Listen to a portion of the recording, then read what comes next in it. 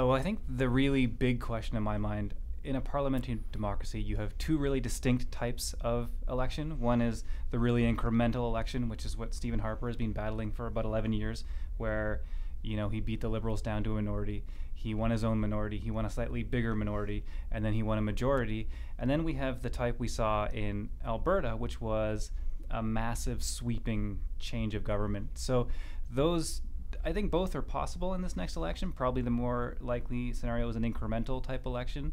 There could be a national surge for the NDP, and then the Liberals, who I think are establishing a pretty good game in Alberta. I still don't think it means. I don't think the Alberta election results mean anything for Thomas Mulcahy in Ontario or in Nova Scotia. But I think here in Alberta, there was a kind of an awakening of people saying, you know what? I can actually cast a vote that makes a difference. So I don't know that it necessarily means that everybody federally is going to vote NDP.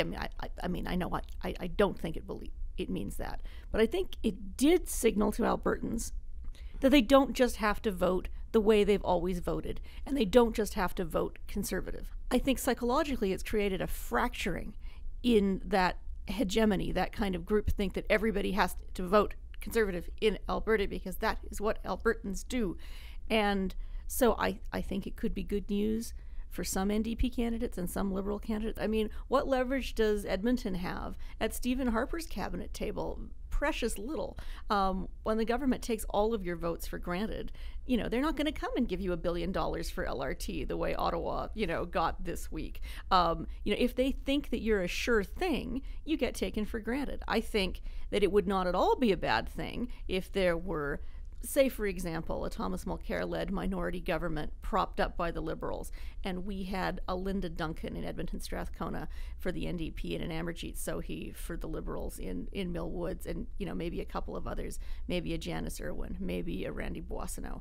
That could be terrific for us because it would mean that those few Albertans are much more likely to get power positions, much more likely to be at the cabinet table, which you may be better off with 2 MPs who are both in cabinet than 20 MPs who are all on the back benches.